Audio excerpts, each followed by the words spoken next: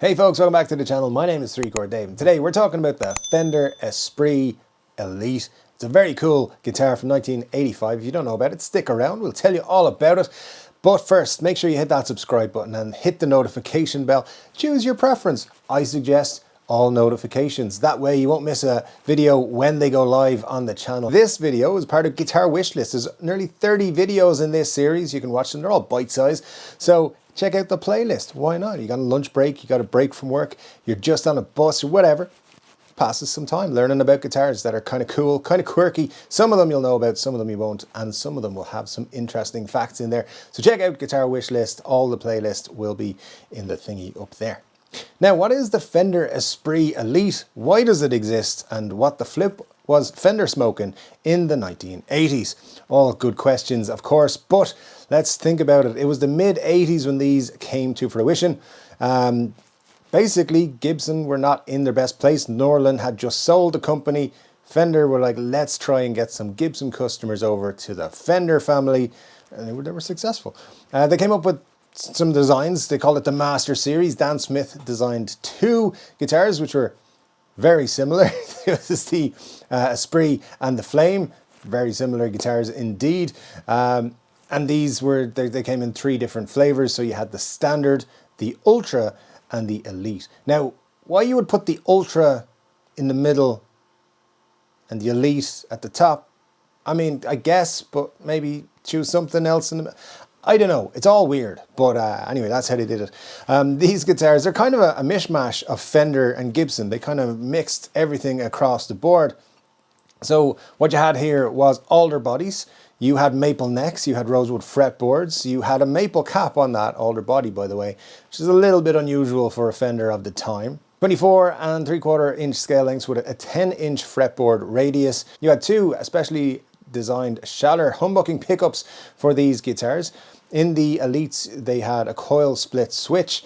You also had a three-way switch, obviously, and then two volumes and two tones, because they were going after that Gibson audience, as I said. So we don't actually know a comprehensive number. Only a few thousand are reckoned to have left the factory, which was in Japan. These were made in the Fujigen Gaki factory in Japan, which is well known for its high-quality instruments.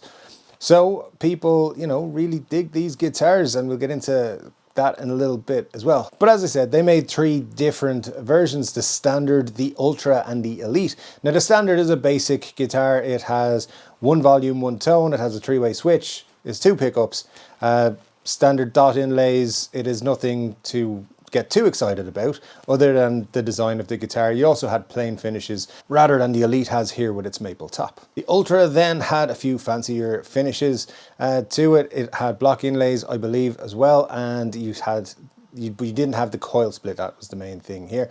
And then you had the Elite, and the Elite had everything that they could put into it. Basically, the whole kit and caboodle went into this guitar. The Elite's standout features were snowflake inlays, which were quite intricate, and then, of course, the pearloid tuner buttons, which made it look a little bit fancier than its brothers and sisters in the Standard and Ultra range. And these guitars were so inspired by Gibson.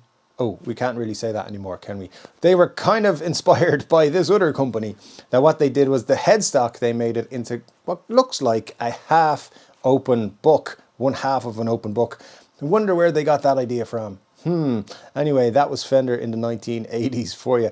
Robin Ford, of course, picked one of these up and loved it, and later in the early 90s it became pretty much his signature model, and with some fancier appointments even on top of that as well. Fender Custom Shop did make these for a bit, I think under the Robin Ford signature name, right up until 2002, and at that point then they stopped being produced, and he's working with PRS now, so you know, I'm sure he's pretty happy with that. Anyway guys, that is the Fender Esprit Elite. A very cool guitar when Fender decided it wanted to be Gibson for a little bit. Didn't last very long, only less than 3 years, but hey, they still made a cool guitar, and one that's going to be added to Guitar Wishlist. Now, as I do with these videos, I checked out Reverb. There's one available, which is very, very nice indeed. It's €2,287. So we might have to put in a cheeky offer, see if we can get it for less than that. But this is a very cool guitar, and it's the newest entry on Guitar Wishlist. Tell me what you think of this guitar in the comment section below. Make sure you're subscribed, and I'll be back with another guitar video again very soon. And until the next one, take care.